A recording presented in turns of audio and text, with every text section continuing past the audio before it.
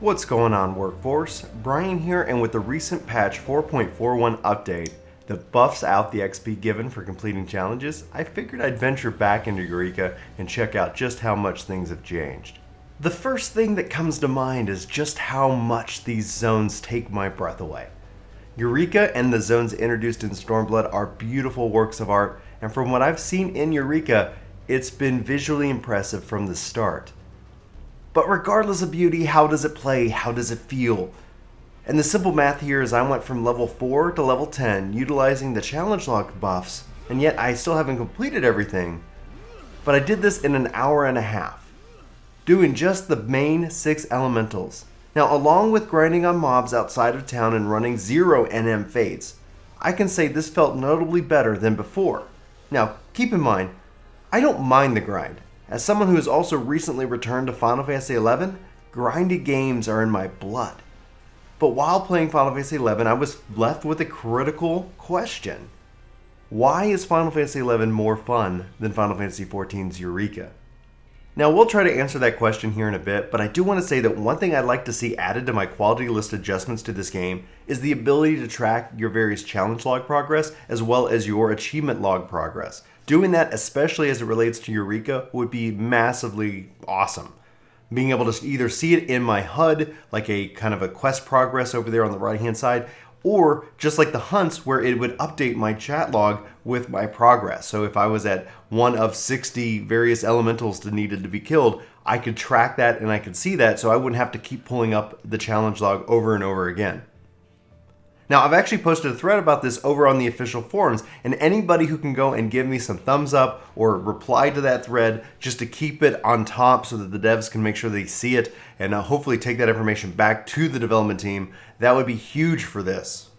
Also, Deceptus, he's the guy who added the ability to track your achievement log progress, so go give him a thumbs up as well. Okay, so with that request out of the way, here's what I originally said I wanted to see in Eureka. Number 1, re-raise for healers. Number 2, the ability to invite friends to your party and or instance, which could be fixed with another way, and we'll talk about it. Number 3, group level sync, aka for your elemental level. Number 4, books or subquests. Basically, what was the challenge log actually introduced? And number 5, the party finder, ability to open up your party so that people can auto-join.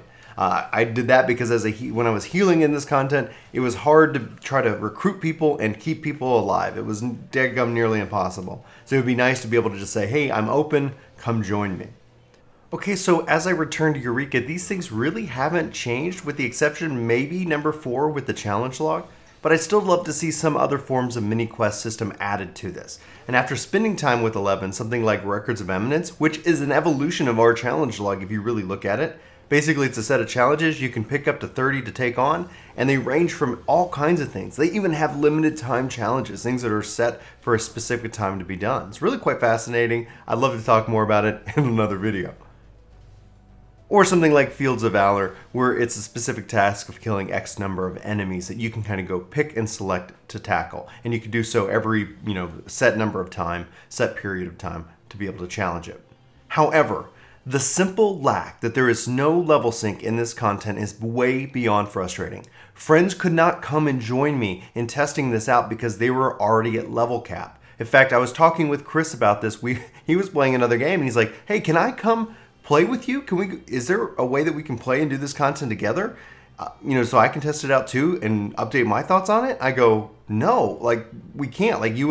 I would lose out on all ability to get XP by doing that. And we were both pretty sad by that simple fact. So this makes it really feel isolating. The other thing I discovered is that this content is worse because it's also instanced content. I thought to myself how great it would be to be in a PvP queue, a leveling queue, or doing some other type of queue that's going to have a little bit longer of a tail to it, but I couldn't do that because I'm already in an instance. Now, as I played, I realized I liked the challenges that these enemies had. They didn't melt for me like any other kind of enemy in the open world. They fought back, and I was able to use more of my skills as a warrior than to just burning them down. Then something interesting actually happened. While I was working on my challenge log, I kept finding myself looking for a party, to which at some point I actually got invited by 2 other players. We then started taking on more enemies and going faster and faster, and we grew in strength. At some point we added in some lower level players, And without level sync, this is actually where those lower level players started killing the XP that we were getting per kill, but yet it didn't matter because we still had the challenge log XP, which more than made up for it in the end. The only downside here is that after we did complete our challenge logs, we left. Like, I'm guessing either to return next week or maybe never again. And that's the thing that I was kind of a big bummer about it, is that there still is a gap, there still is a gate on this kind of content. So hopefully we'll see them continue to evolve it in the future. Now, the old Final Fantasy XI player in me really wants Eureka to be open world content. And in each zone in this game, from the beginning all the way up through every last bit of it. To allow us to choose to grind and level up our E level just as we do our main job. But in the end, I understand why it's locked behind instance content today. It's necessary to make sure that you have enough people in the zone. Hopefully we're going to see that can fundamentally change as we go forward in the world of Final Fantasy XIV, where any player on the data center, any server on the data center gets matched into your zone. This would actually allow for a lot more open world content because there would always be people to play with. And that's why this is instance content to start. Doing that, being able to challenge NMs out and just in the open world, you'd automatically have access to the party finder. You'd automatically have access to various queues. You'd automatically have access to link shells and your free company and tells and all kinds of other things as far as it goes, which is really important in my opinion. Now, if I was going to give Eureka a score for where it exists as of now, as patch 4.41, I have to give it a failing grade of a D.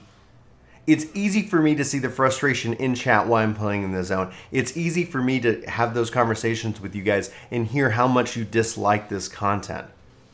Now, I don't want to be an echo chamber. I know I've talked with people who really enjoy Eureka, but more and more and more it seems like this is content that doesn't necessarily fit the mold, and I think it ties back to my original 5 quality of life adjustments. Now, if they added a level sync function to this game, so players could group up without having to be within the same level range, I could easily give this content a B. That's just how much the level sync is important to me.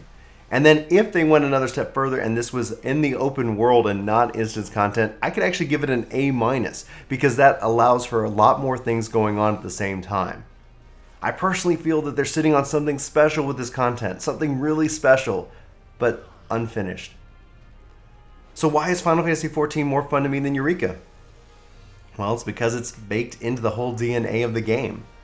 Not just as some random content at the end of the game. The freedom that Final Fantasy XI gives players surpasses that 14 does. But while I think that Final Fantasy XIV's Eureka is a step forward in terms of zone design, character, and challenge, I hope it's a testing ground for bigger and better things to come in this game. Anyway, I'd love to know your thoughts in the comments below. Let's have that conversation. Where do you think Eureka falls? Have you played around with the new adjustments as of the latest patch? And does it feel better for you? Does it help alleviate some of the pressure or stress that you've had with it? Let me know. I'd love to know. I'd love to know.